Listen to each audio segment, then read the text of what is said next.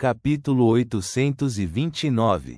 Na noite escura, e dentro da floresta verde de videiras, Klein fechou os olhos enquanto ouvia aquele canto musical que era emitido do céu.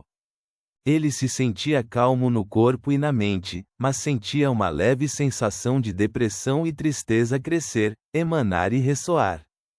Depois de um período de tempo desconhecido, a melodia calmante finalmente desapareceu enquanto as trepadeiras balançavam suavemente no vento noturno. Klein suspirou em silêncio enquanto abria os olhos e olhava para cima. Ele viu que a rainha misteriosa Bernadette havia entregado o crânio humano de volta ao ser que era meio homem, meio vento. Está feito, a voz suave e calma de Bernadette soou.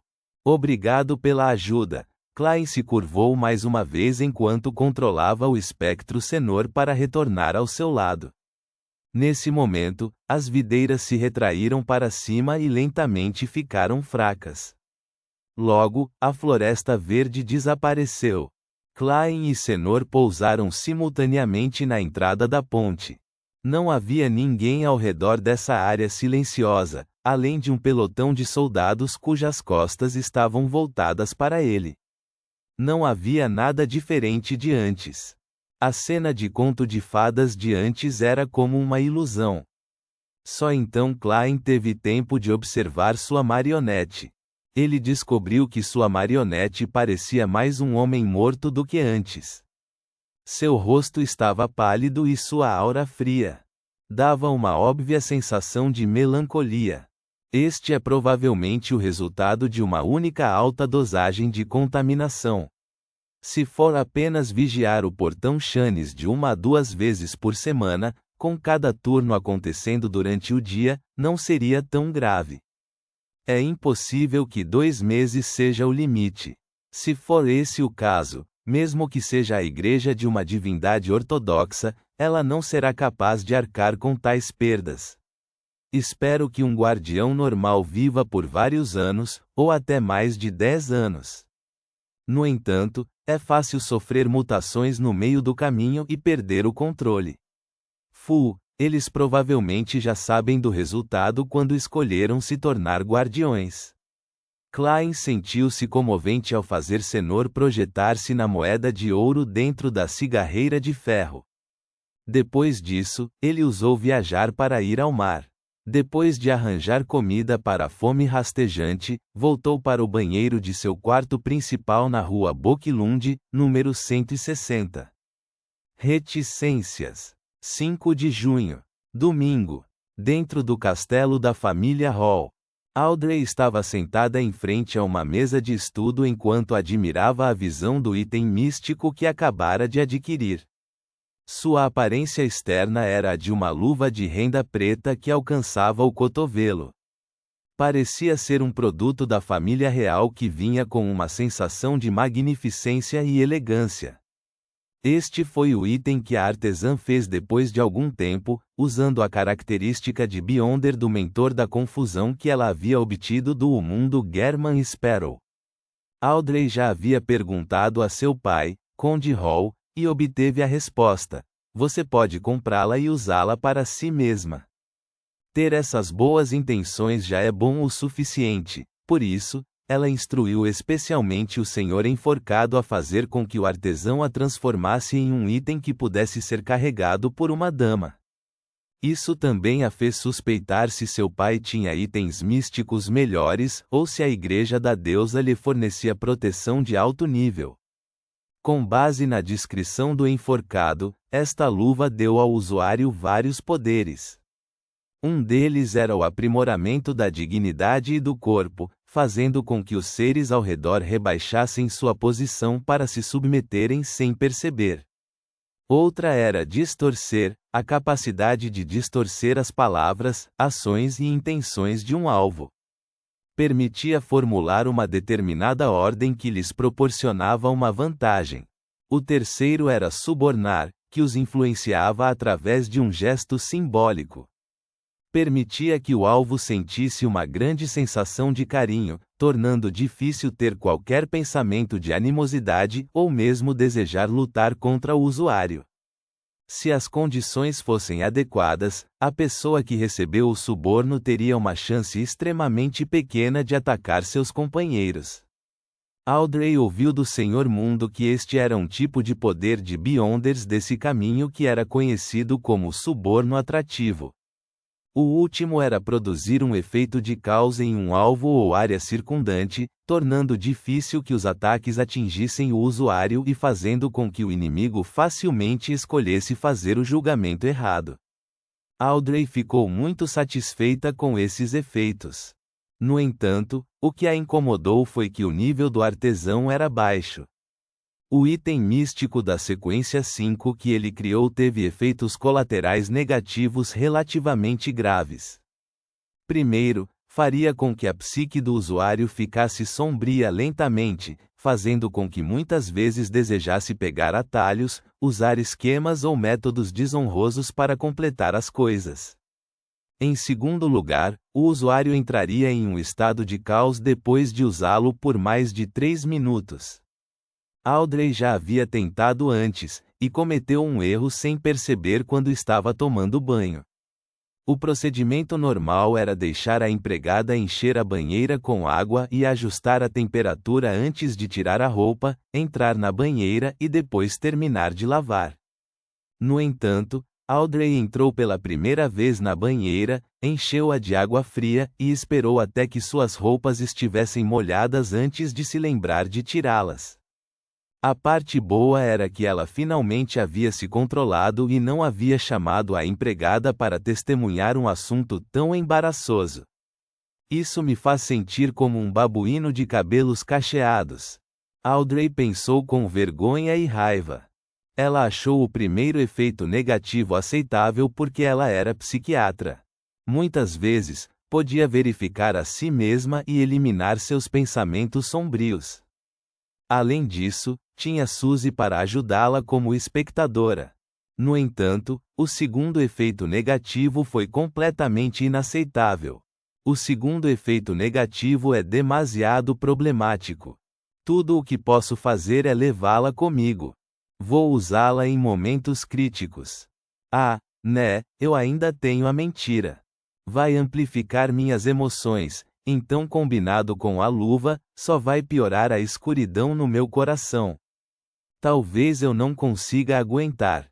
Os olhos verdes de Audrey saltavam enquanto ela tentava pensar em uma solução. Nesse momento, ouviu bater na porta. Sua serva, Anne, disse do lado de fora: Senhorita Audrey, o senhor deseja falar com você sobre algo. Audrey deixou a luva preta na porta quando se levantou e veio até a porta para abri-la. Conde Hall, que não usava casaco em casa, exceto camisa e colete combinando, tocou sua bela barba e disse com uma risada: Você não está pronta? Voltaremos a Becklund daqui a algum tempo. Amanhã à noite será sua festa de aniversário de 18 anos. Enquanto falava, Conde Hall olhou para Anne e companhia, indicando que deveriam se afastar. É a temporada de socialização anual novamente, Audrey assentiu, fingindo sua maturidade. Conde Hall olhou para sua filha e perguntou com uma risada: Você já pensou em como pode fazer uso desse item? Audrey franziu os lábios em um sorriso. Claro. Pretendo dobrá-lo e colocá-lo em uma bolsa. Suzy vai carregá-lo. Dessa forma, como ela não usaria, Suzy não se encontraria em nenhuma situação de caos e confusão, e seus problemas psicológicos sombrios poderiam ser tratados por Audrey com acalmar. Mais importante, sem a amplificação de mentira, Suzy, que também era psiquiatra, também poderia verificar a si mesma interiormente e regular seu estado mental de tempos em tempos. Conde Hall ficou surpreso ao elogiar com um sorriso surpreso. Essa é uma solução inteligente. Audrey sentiu-se presunçosa, mas disse de maneira reservada: Pretendo chamá-la de mão do horror. Querido Conde, obrigado pelo presente de aniversário, tio. Em mais alguns dias, posso produzir a poção e tentar um avanço. Audrey acrescentou interiormente em alegria. Reticências. Domingo à noite. Rua Boquilund, número 160. Klein estava em sua varanda enquanto espiava a rua através do vão das cortinas. Ele não pôde deixar de se sentir um pouco nervoso. Se nada de inesperado acontecesse, planejava começar seu plano de roubar o caderno da família Antigonos logo. Com a ajuda da rainha Bernadette, ele fez sua marionete entrar em um estado contaminado. De suas visitas frequentes à catedral para orar, estudos bíblicos e doações, ele havia descoberto os horários de entrada e saída dos guardiões. Só restava uma coisa que era necessária para os preparativos do roubo de Klein: substituir secretamente seu alvo sem que ninguém percebesse. Com base no entendimento de Klein sobre a situação, os guardiões iriam para o subsolo ao amanhecer. E foi durante esses tempos que a catedral permaneceu fechada. Infiltrar-se diretamente no interior corria o risco de ser descoberto por um semideus como o arcebispo da diocese. Pode-se dizer que não havia chance de sucesso. Portanto, o plano de Klein era se infiltrar na catedral um dia antes e esperar pacientemente por uma oportunidade. Isso, sem dúvida, precisava de um disfarce suficiente, mas isso não era problema para um sem-rosto. Depois de uma observação por algum tempo, Klein descobriu que a igreja realizava uma grande missa na noite de domingo. Isso porque o domingo e a noite eram símbolos para a deusa. E depois que a missa terminasse, os servos estariam ocupados limpando o lixo e jogando-os fora. O plano de Klein era aproveitar essa oportunidade para deixar um servo inconsciente e entrar na catedral disfarçado de servo antes de dormir nos aposentos dos criados. Para isso, havia até comprado uma dosagem capaz de deixar uma pessoa cair em um sono profundo por 10 horas sem causar nenhum dano físico. Ele comprou de Enlin por 5 libras. Ufa! Depois de alguns minutos, Klein exalou lentamente enquanto puxava as cortinas. Voltou para o quarto, deu 4 passos no sentido anti-horário e passou por cima da névoa cinza. Sentado na cadeira do louco, ele pensou em silêncio por 1 minuto antes de conjurar uma caneta e um papel. Ele escreveu a declaração de adivinhação: este roubo do caderno da família Antigonos será perigoso. Depois de guardar a caneta tinteiro vermelha escura, Klein removeu o pêndulo espiritual de seu pulso esquerdo. Usando a mão esquerda para segurar a corrente, ele deixou o topázio pendurado sobre o papel bem próximo a ele. Entrou na cogitação, fechou os olhos e entoou em silêncio a declaração de adivinhação. Depois de repeti-la 7 vezes, lentamente abriu os olhos e viu o pêndulo espiritual girando no sentido horário com uma amplitude e frequência comuns. Há perigo, mas está dentro de uma faixa aceitável. Klein rapidamente fez uma interpretação. Na verdade, ele estava um pouco preocupado se sua adivinhação seria interferida, assim como a árvore mãe do desejo havia feito. No entanto, ele não tinha como saber, muito menos identificar o culpado. Portanto, com o resultado da adivinhação e os planos e os preparativos que satisfaziam as condições exigidas, Klein havia se decidido. Ele olhou para o topázio pendurado que lentamente parou. Em chinês, ele disse com uma voz pesada: um arco tensionado está pronto para disparar. Antes de terminar sua frase, Klein deixou sua espiritualidade se envolver ao simular a sensação de queda, e voltou ao mundo real. Desta vez, ele planejava trazer apenas 3 itens com ele: fome rastejante, a moeda de ouro de Senor e o apito de cobre de Azik. A característica que eles tinham em comum era que podiam ser armazenados dentro da cigarreira de ferro.